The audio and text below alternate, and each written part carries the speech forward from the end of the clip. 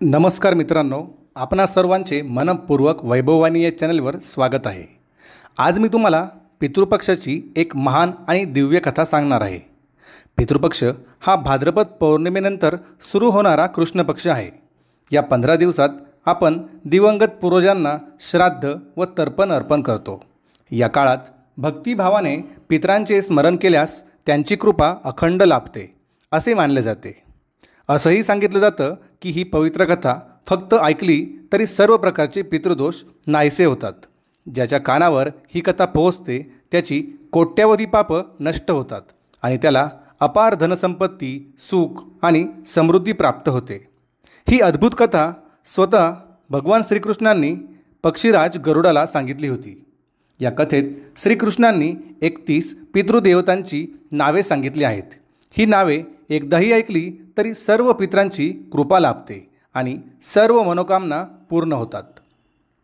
एकदा पक्ष्यांचा राजा गरुड यांच्या मनात पितृपक्षाबद्दल खोल उत्सुकता निर्माण झाली। या शंकेचं समाधान मिळवण्यासाठी ते द्वारकेला आले। गरुड हे विशालकाय सुवर्ण पक्षी असून भगवान विष्णूंचे वाहन आहेत। त्यांच्या प्रकट दर्शनाने सभोवतालचे सर्वजण स्तब्ध झाले। ते भगवान श्रीकृष्णांसमोर नम्रपणे प्रणाम करून उभे राहिले। भगवान श्रीकृष्णांनी आपुलकीने त्यांच्याकडे पाहत त्यांना जवळ बसण्याचा संकेत दिला। गरुडाने हात जोडून विचारलं, हे प्रभू, पितृपक्षामध्ये जर मनुष्य पितरांची पूजा करतो तर त्याला काय फळ मिळते? या पवित्र दिवसांमध्ये पितरांना प्रसन्न करण्यासाठी कोणते उपाय करावेत? श्रीकृष्ण स्मित हास्य करत म्हणाले, हे गरुड, तू अतिशय उत्तम प्रश्न विचारलास। खरंच या प्रश्नात संपूर्ण मानवजातीचं कल्याण दडलं आहे। जो मनुष्य श्रद्धेने पितरांना तृप्त करतो त्याचे सर्व दुःख व दोष नाहीसे होतात। पितरांची पूजा केल्याने त्याला पूर्वजांचे आशीर्वाद लाभतात। जो भक्तिभावाने अन्न जल अर्पण करून त्यांचे ऋण फेडतो त्याला या जन्मी तसेच पुढील जन्मातही उत्तम फळाची प्राप्ती होते। श्रीकृष्ण पुढे म्हणाले, या संदर्भात एक प्राचीन कथा सांगितली जाते, ती मी तुला सांगतो, नीट लक्ष देऊन ऐक। जो कोणी श्रद्धेने ही कथा ऐकतो व इतरांना देखील सांगतो त्याचे सर्व पितृदोष नाहीसे होतात आणि त्याच्यावर सदैव पितरांची कृपा राहते। हे ऐकून गरुड म्हणाले, हे प्रभू, आपल्या श्रीमुखातून ही मंगलमय कथा ऐकण्यासाठी मी अत्यंत आतुर आहे। कृपा करून मला ही कथा सविस्तर सांगा। मी नक्कीच ही पवित्र कथा जनजनांपर्यंत पोहोचवीन। खूप वर्षांपूर्वी रुची नावाचे एक पराक्रमी राजा होते। राजा रुची यांनी एका दिवशी संसारातील सर्व माया मोह त्यागण्याचा निश्चय केला। त्यांनी आपलं संपूर्ण राज्य, प्रचंड धनदौलत आणि ऐहिक सुखसुविधा सोडून दिल्या आणि वैराग्य धारण केलं। निर्मोही होऊन त्यांनी ब्रह्मचर्य स्वीकारलं आणि तपस्वी जीवन जगू लागले। ते दिवसातून फक्त एकदाच अल्प अन्न ग्रहण करत आणि उरलेला सर्व वेळ प्रभुचिंतन व कठोर तपस्येत घालवत होते। राजा रुची यांचा हा कठोर तपचरित्र पाहून स्वर्गलोकात विराजमान त्यांच्या पितरांना चिंता वाटू लागली। आपला वंशज संसार सोडून त्यागून संन्यासी झाला। विवाह नसेल तर वंशपरंपरा तेथेच थांबेल। मग पिंडदान श्राद्ध कोण करणार? या विचाराने पित्र व्याकुळ झाले आणि त्यांनी पृथ्वीवर येऊन रुचींना समज देण्याचा निश्चय केला। एक दिवस वनातील एकांतस्थळी तपोमग्न असताना तेजस्वी प्रकाशातून 4 दिव्य पुरुष म्हणजेच पित्र प्रगट झाले। रुची ऋषींनी तत्काळ दंडवत घातला व विनम्रतेने विचारले, आपण कोण? त्यांपैकी एक म्हणाला, वत्सा, आम्ही तुझे पित्र, तुझे वर्तमान आचरण पाहून तुला चेतवण्यासाठी आलो आहोत। पित्र म्हणाले, हे पुत्र, तू आजवर विवाह केला नाहीस, हे आम्हाला दुःखद आहे।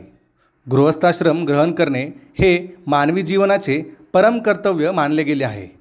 गृहस्थाश्रमात राहूनच देव, ऋषी, अतिथी आणि पित्र यांची सेवा, यज्ञ, दान, तप यांची पूर्तता आणि समाजधर्मांची उभारणी होते। संतती उत्पन्न करून वंश पुढे चालवणे हा धर्म आहे। संततीविना पितृतर्पण कसे होणार? कर्तव्यापासून दूर राहिलास तर मरणोत्तर दुःखस्थिती आणि पुढील जन्मातील यातना अनिवार्य ठरतात. रुची म्हणाले, गृहस्थाश्रमामुळे मोहमाया वाढते, इंद्रिय निग्रह सैलावतो, पापकर्म घडू शकते, म्हणून मी ब्रह्मचर्य स्वीकारले. पित्र शांतपणे समजावू लागले, इंद्रिय निग्रह आवश्यकच, पण वेदांनी सांगितलेली कर्मे सोडणे योग्य नाही. यज्ञ, दान, तप ही निष्काम भावे केल्यास बंधन होत नाही, उलट पापक्षय होतो. विवाहाशिवाय मोक्षप्राप्तीही कठीण. संततीविना पितृ तृप्त होत नाहीत, म्हणून धर्मविधीपूर्वक विवाह कर आणि पितृऋण फेड. ही युक्तिवादपूर्ण वाणी ऐकून रुचींच्या मनात बदल घडू लागला. रुची नम्रपणे म्हणाले, मी विवाह करण्याचा संकल्प करतो, परंतु माझे वय बरेच पुढे गेले आहे. अशा स्थितीत कोण आपली कन्या मला देईल? पित्र म्हणाले, कर्तव्य निश्चय दृढ ठेव, मार्ग आपोआप खुला होईल. धर्मासाठी उभे राहिलेल्यांना ईश्वर सहाय्य करतो, असे म्हणत पित्र अंतर्धान पावले. रुचींनी अनेक आश्रमांमध्ये, गावांमध्ये सुयोग्य वधूचा शोध घेतला, पण सर्वत्र नकारच येत राहिला. वृद्ध तपस्वी रूप पाहून काहींनी उपेक्षा केली, तरीही त्यांनी धीर सोडला नाही. शेवटी त्यांनी निश्चित केले, फक्त ईश्वरच मार्ग दाखवू शकतो. ते घनदाट वनात दीर्घ तपश्चर्येस बसले. 1-2 नव्हे, अखंड 100 वर्ष त्यांनी घोर तप केले. तपतेजाने देवलोकही कंपित झाला. रुचींच्या तपामुळे प्रसन्न होऊन जगतपिता ब्रह्मदेव प्रकट झाले. वत्सा रुची, तुझ्या तपश्चर्येने मी संतुष्ट आहे, वर माग. रुची म्हणाले, माझ्या पितरांनी वंशवृद्धीस सांगितले, पण मला सुयोग्य वधू मिळत नाही. ब्रह्मदेव म्हणाले, तुला आदर्श पत्नी लाभेल. आधी तू विधीपूर्वक श्राद्ध तर्पणाने पितरांना प्रसन्न कर.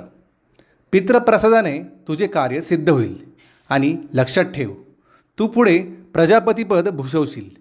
असे म्हणत ब्रह्मदेव अदृश्य झाले. ब्रह्मवचनाने प्रेरित होऊन रुची सकाळी पवित्र नदीकाठी गेले. स्नान करून स्वच्छ वस्त्र परिधान करून कुशासनावर बसून त्यांनी तर्पण आरंभ केला. मंत्रोच्चारांसह सूर्याभिमुख होत पाणी अर्पण केले आणि पितरांचे आवाहन केले. त्यानंतर त्यांनी पितृमहिमा गात स्तुती केली. अग्निश्वात्त, बहिर्षद, आज्यपा आणि सोमपा हे सर्व पितृगण माझ्या श्राद्धाने तृप्त होत. अग्निश्वात्त पूर्वेकडून, बहिर्षद दक्षिणेकडून, आज्यपा पश्चिमेकडून आणि सोमपा उत्तरेकडून माझे रक्षण करो. त्यानंतर त्यांनी 31 पितृरूपांची वंदना केली. विश्व, विश्वभूक, आराध्य, धर्म, धन्य, शुभानन, भूतिद, भूतिकृत, भूती हे 9. कल्याण, कल्याद, कल्याकर्ता, कल्यातश्राय, कल्याता, हेतू, अनघ हे 7. वर, वरेण्य, वरद, तुष्टिद, पुष्टिद, विश्वपात, धाता हे 7.